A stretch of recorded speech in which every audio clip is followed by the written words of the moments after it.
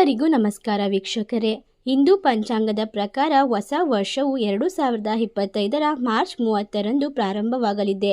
ಯುಗಾದಿ 2025ರ ಪಂಚಾಂಗದಲ್ಲಿ ಶ್ರೀ ವಿಶ್ವವಸು ನಾಮ ಸಂವತ್ಸರದ ಆರಂಭವನ್ನು ಸೂಚಿಸುತ್ತದೆ. ಆದ್ದರಿಂದ ಈ ಹಿಂದೂ ಹೊಸ ವರ್ಷವು ಈ ರಾಶಿಯಲ್ಲಿರುವಂತಹ ವ್ಯಕ್ತಿಗಳಿಗೆ ಇವರ ಜೀವನದಲ್ಲಿ ಯಾವೆಲ್ಲ ರೀತಿಯ ಬದಲಾವಣೆಗಳು ಸಿಗುತ್ತದೆ ಹಾಗೂ ಯುಗಾದಿ ರಾಶಿ ಫಲದಲ್ಲಿ ಯಾವೆಲ್ಲ ರೀತಿಯ ಅದೃಷ್ಟ ಈ ರಾಶಿಯವರಿಗೆ ಒಲಿದು ಬರುತ್ತದೆ.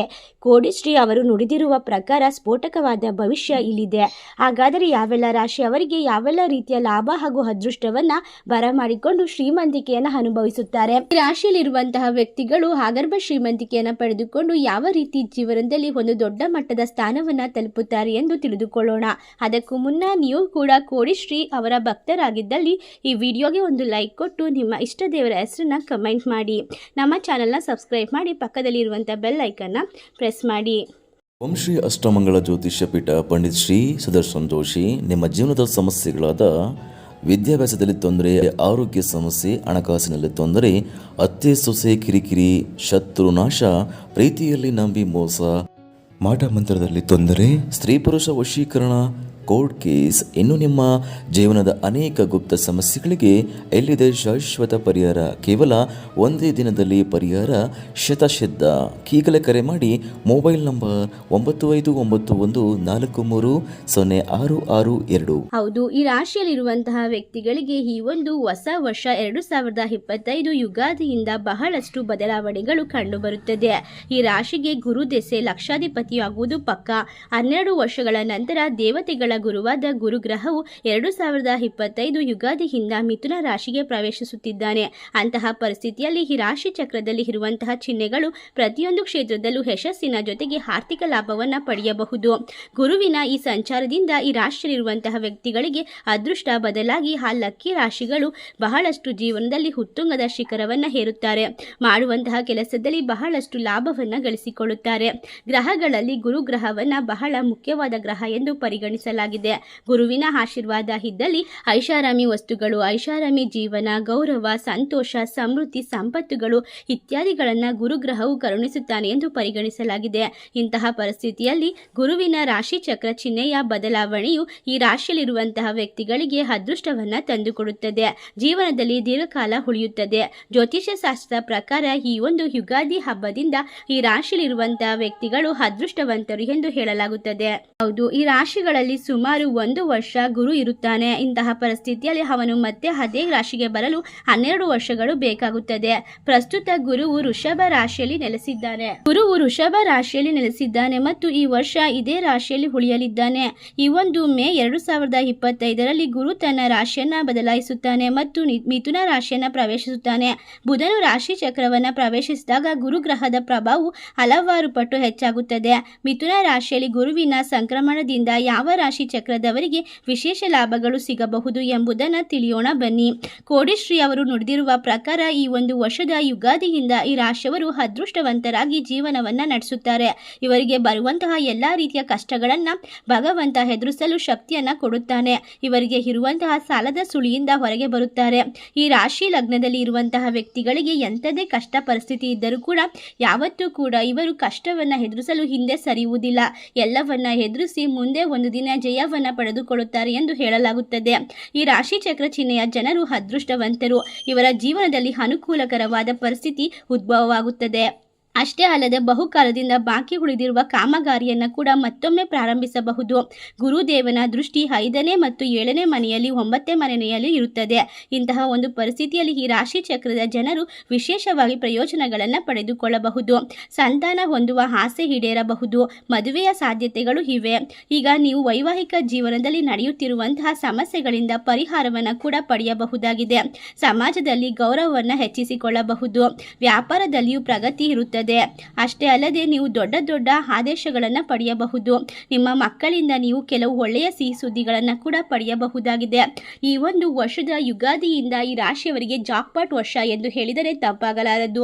ಅರ್ಧಕ್ಕೆ ನಿಂತಹ ಕೆಲಸಗಳು ಕೂಡ ಪುನಃ ಪ್ರಾರಂಭಗೊಳ್ಳುತ್ತದೆ. ಇವರು ಅಂದುಕೊಂಡಂತಹ ಕನಸುಗಳಿಗೆ ರೆಕ್ಕೆ ಬರುವಂತಹ ಸಮಯ ಎಂದು ಹೇಳಲಾಗುತ್ತದೆ.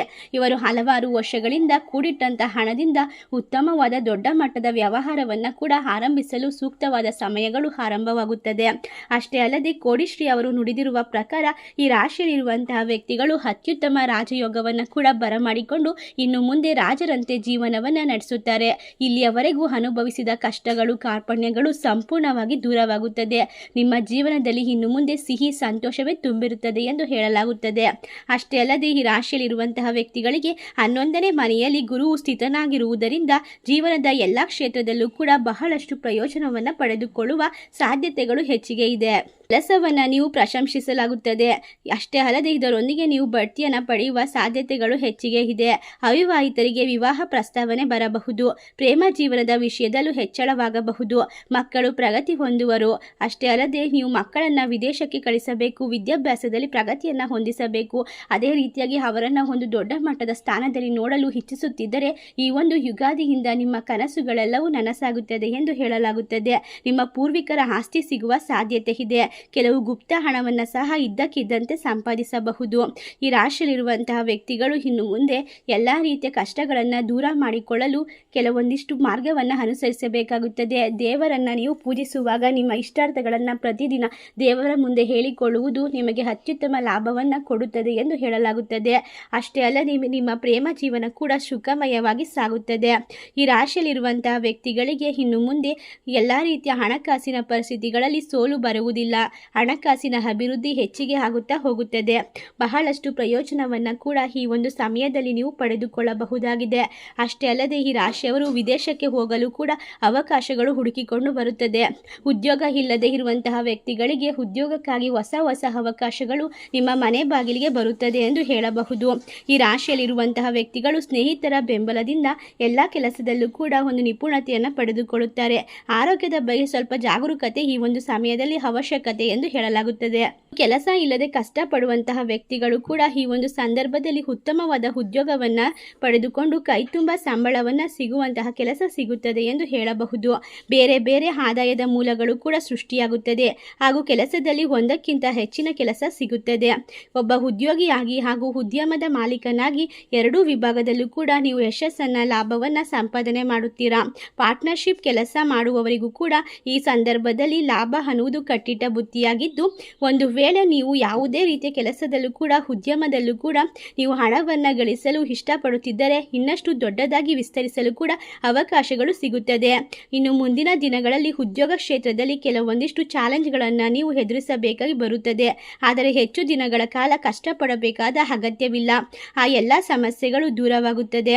ಈ ರಾಶಿಯಲ್ಲಿರುವಂತಹ ವ್ಯಕ್ತಿಗಳಿಗೆ ಅಧಿಕಾರಿಗಳ ಜೊತೆಗೆ ಕೆಲಸ ಮಾಡುವಾಗ ಚರ್ಚಿಸಿಕೊಂಡು ಉತ್ತಮವಾದ ನೌಕರಿಯನ್ನು ರೂಪಿಸಿಕೊಳ್ಳುತ್ತೀರಾ. ದೊಡ್ಡ ಮಟ್ಟದ ಅವಕಾಶಗಳನ್ನು ಪಡೆದುಕೊಳ್ಳುತ್ತೀರಾ. ಕೆಲಸದಿಂದ ಮೆಚ್ಚುಗೆಯನ್ನು ಪಡೆಯಬಹುದು. ಮನೆಯಲ್ಲಿ ಸುಖ, ಶಾಂತಿ, ನೆಮ್ಮದಿ, ಅಷ್ಟ ಐಶ್ವರ್ಯ ಪ್ರಾಪ್ತಿಯಾಗುತ್ತದೆ. ನೀವು ಬಹಳಷ್ಟು ಸಾಧಕರಾಗಿ ಜೀವನದಲ್ಲಿ ಹೊರಹೊಮ್ಮುತ್ತೀರಾ. ಹೊಸ ವ್ಯಾಪಾರವನ್ನು ಮಾಡುವಂತಹ ಜನರಿಗೂ ಕೂಡ ಈ ಒಂದು ಸಮಯ ಸೂಕ್ತವಾಗಿದ್ದು ಅದೃಷ್ಟದ ಸಂಪೂರ್ಣವಾದ ಬೆಂಬಲವನ್ನು ಪಡೆದುಕೊಳ್ಳಬಹುದು. ಈ ರಾಶಿಯಲ್ಲಿರುವಂತಹ ವ್ಯಕ್ತಿಗಳಿಗೆ ಇನ್ನು ಮುಂದೆ ಕಷ್ಟಗಳೆಲ್ಲ ಕಳೆದು ಹೋಗುತ್ತದೆ, ಸುಖದ ಜೀವನ ಪ್ರಾಪ್ತಿಯಾಗುತ್ತದೆ ಎಂದು ಕೋಡಿಶ್ರೀ ಅವರು ನುಡಿದಿದ್ದಾರೆ. ಈ ಒಂದು ದಿನದಿಂದ ನಿಮ್ಮ ಜೀವನದಲ್ಲಿ ನೀವು ಎಲ್ಲವನ್ನ ಪಡೆದುಕೊಳ್ಳಲು ಅರ್ಹರಾಗಿರುತ್ತೀರಾ. ಇಷ್ಟೆಲ್ಲ ಲಾಭವನ್ನು ಕಂಡುಕೊಳ್ಳುತ್ತಿರುವಂತಹ ಅದೃಷ್ಟವಂತ ರಾಶಿಗಳು ಯಾವುವು ಎಂದರೆ ಮೀನರಾಶಿ, ಕುಂಭರಾಶಿ, ತುಲಾರಾಶಿ, ಧನಸ್ಸು ರಾಶಿ, ಕರ್ಕಾಟಕ ರಾಶಿ, ವೃಶ್ಚಿಕ ರಾಶಿ. ಈ ರಾಶಿಗಳಲ್ಲಿ ನಿಮ್ಮ ರಾಶಿ ಇದ್ದರೂ ಇಲ್ಲದಿದ್ದರೂ ಭಕ್ತಿಯಿಂದ ನಿಮ್ಮ ಇಷ್ಟ ದೇವರ ಹೆಸರನ್ನ ಕಮೆಂಟ್ ಮಾಡಿ. ಈ ವಿಡಿಯೋಗೆ ಒಂದು ಲೈಕ್ ಕೊಟ್ಟು ನಿಮ್ಮ ಫ್ರೆಂಡ್ಸ್ ಆ್ಯಂಡ್ ಫ್ಯಾಮಿಲಿಗೆ ಶೇರ್ ಮಾಡಿ. ವಿಡಿಯೋವನ್ನು ನೋಡಿದ್ದಕ್ಕಾಗಿ ಧನ್ಯವಾದಗಳು.